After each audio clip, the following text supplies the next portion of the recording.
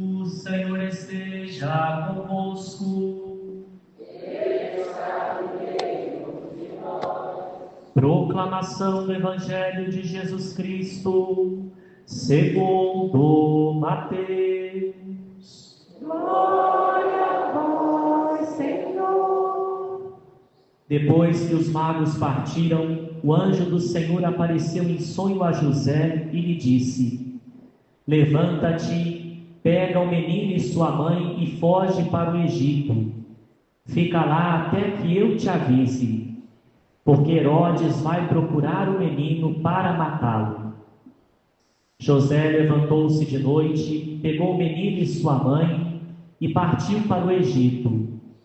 Ali ficou até a morte de Herodes, para se cumprir o que o Senhor havia dito pelo profeta: do Egito chamei o meu filho. Quando Herodes morreu, o anjo do Senhor apareceu em sonho a José no Egito e lhe disse: Levanta-te, pega o menino e sua mãe e volta para a terra de Israel, pois aqueles que procuravam matar o menino já estão mortos. José levantou-se, pegou o menino e sua mãe e entrou na terra de Israel. Mas quando soube que Arquelau reinava na Judéia, no lugar de seu pai Herodes, teve medo de ir para lá. Por isso, depois de receber um aviso em sonho, José retirou-se para a região da Galiléia e foi morar numa cidade chamada Nazaré. Isso aconteceu para se cumprir o que foi dito pelos profetas: ele será chamado Nazareno. Palavra da salvação. Glória a vós, Senhor. Podemos sentar por um instante, queridos irmãos e irmãs. A liturgia da palavra neste dia, ainda dentro da oitava do Natal, ou seja, os 8 dias que sucedem o Natal e que a igreja considera que ainda é Natal, vem nos inserir mais um pouco nesse grande mistério da encarnação do nosso Deus, que tem muito a falar aos nossos corações, às nossas vidas, às nossas famílias. Olhando hoje, queridos irmãos e irmãs, para José e Maria, que acolhem o menino Deus no seu lar, no seu coração e na sua vida, este presépio tem muito a dizer para cada um de nós, que precisa também abrir o coração à vida, à família, para que Deus aí faça morada.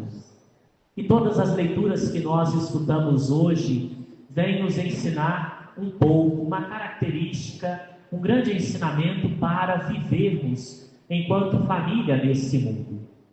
O primeiro esclarecimento que a liturgia nos traz, queridos irmãos e irmãs, é que Deus não espera famílias perfeitas. Não espera família perfeita porque sabe que por nós homens não tem nenhuma perfeita. Deus espera da nossa parte famílias santas, que se entregam em suas mãos, que colocam os seus limites, as suas imperfeições nas mãos do Senhor e deixa Deus aí trabalhar. Deus aí operar o seu grande plano de amor. Todos nós temos limites, temos problemas, temos dificuldades, temos imperfeições em nossos lares. Mas com Deus aí presente, habitando no nosso lar e nas nossas famílias, temos condições de alcançar a santidade, porque juntos, sustentados, alicerçados, protegidos pelo Senhor. E a primeira leitura, queridos irmãos e irmãs, que hoje nós ouvimos, vai muito ao encontro do 4º mandamento da lei de Deus, que nos convida a honrarmos pai e mãe. Honrar o pai e a mãe, e o autor hoje nos ensina, é um grande caminho de salvação na vida, porque nos faz, no dia do juízo, alcançar salvação, e na hora final, onde Deus virá julgar os vivos e os mortos, pesar na balança todo esse reconhecimento, todo esse respeito, toda essa admiração, enquanto ponto positivo para que venhamos a viver na eternidade com Deus. E aí, queridos irmãos e irmãs, a leitura nos mostra que respeitar, honrar o pai e a mãe, o princípio de tudo isso está no temor que precisamos cultivar ao Senhor. Se não tememos a Deus, não vamos respeitar nossos pais. Se não respeitamos nossos pais, não haveremos de temer a Deus. Porque se a gente não sabe respeitar o pai que estamos vendo aqui na terra, que dirá aquele pai que está no céu que a gente não vê na maioria das vezes. O temor do Senhor, queridos irmãos e irmãs, é o primeiro passo se queremos ser famílias santas, famílias sagradas. Então, respeitar o Senhor, trazer o Senhor para a nossa vida e para o nosso caminhar, com tudo que Ele ensina, com tudo que Ele nos concede enquanto bênção, enquanto graça, enquanto proteção para a nossa vida, eis o princípio de toda a família sagrada. Depois o apóstolo, na segunda leitura, nos ensina as atitudes ou modo de viver que precisamos desenvolver dia após dia na convivência familiar. Ele fala de suportarmos uns aos outros. E talvez porque ele já sabia que na época dele era tão fácil, né? A convivência humana. E suportar aqui, queridos irmãos e irmãs, não no sentido do tédio. Eu tenho que aguentar. Não, tem que aguentar nada, você não tem que carregar ninguém. Para que você vai aguentar?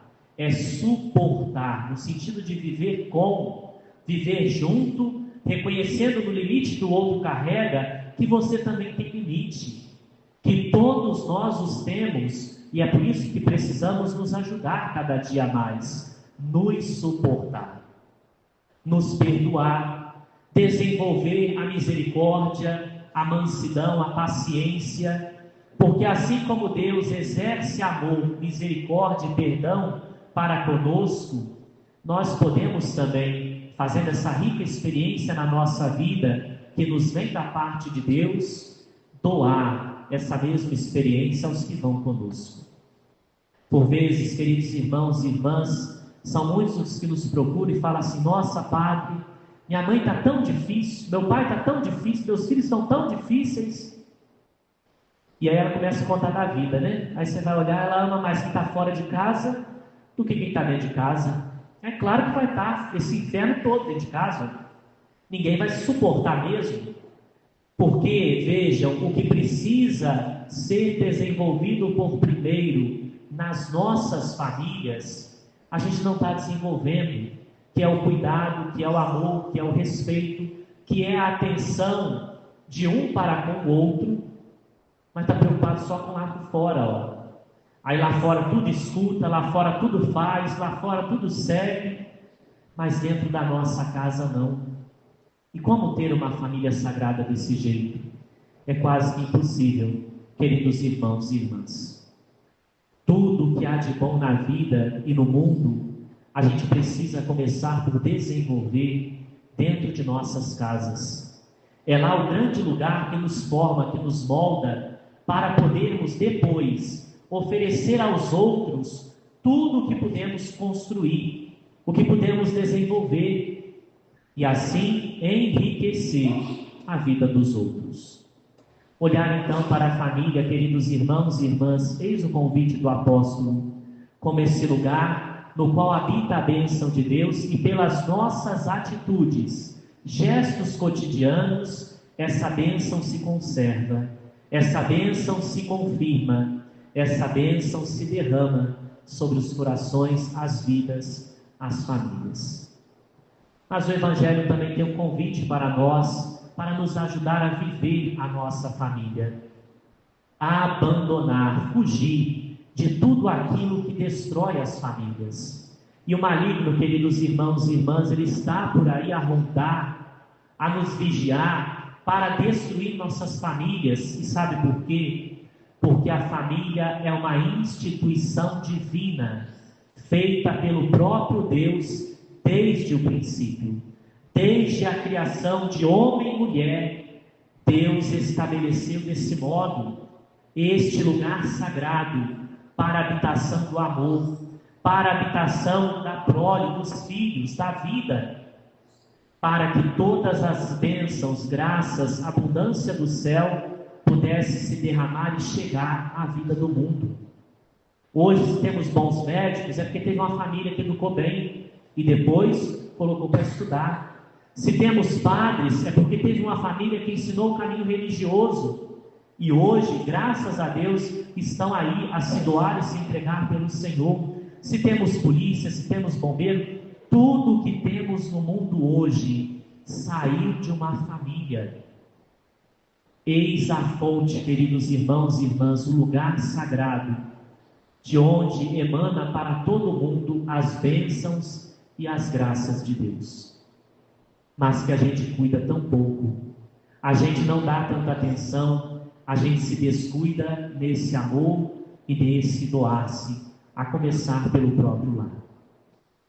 José e Maria hoje estão fugindo do mal, estão fugindo para uma terra que não é a deles, por causa da perversidade do coração humano de Herodes.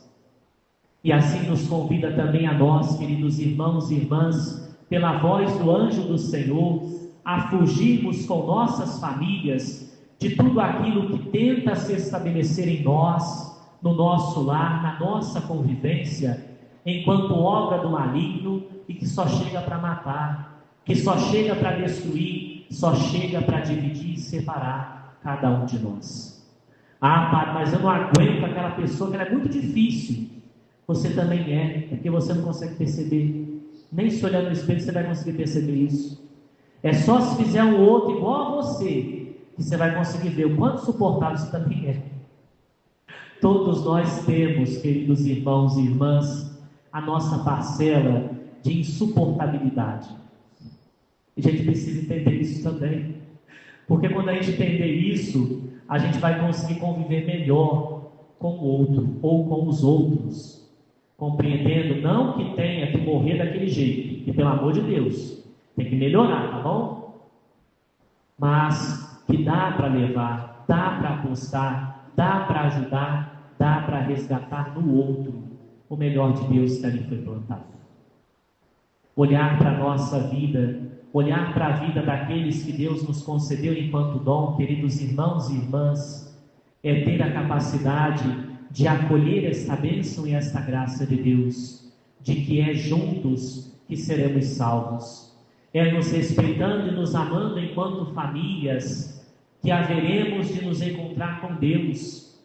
É lutando, é buscando, é salvando os nossos, que teremos condições de ser sinal, testemunho vivo de Deus no mundo, para resgatar e salvar a tantos outros que precisam também deste amor e desta salvação. A nossa casa, eis o grande lugar de onde a bênção de Deus quer se irradiar para a vida do mundo. Mas se lá não for cuidada, cultivada, desenvolvida e aflorada, o mundo ficará sem essa bênção.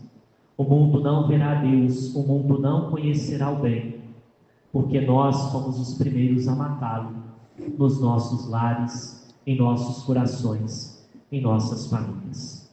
Que São José e Maria Santíssima nos abençoe neste dia, abençoe nossas famílias e nos faça, a seu exemplo, acolher o menino Deus em nosso lar, em nosso coração, em nossa vida e atitudes, e sejamos inteiramente famílias do Senhor, que não se vendem por discursos baratos, conversas fiadas, ideologias podres como o mundo tem oferecido por aí, mas voltando o coração para o Senhor, temendo a Deus. Saibamos que o princípio do saber é ouvir a sua voz e viver os seus ensinamentos. Louvado seja o nosso Senhor Jesus Cristo.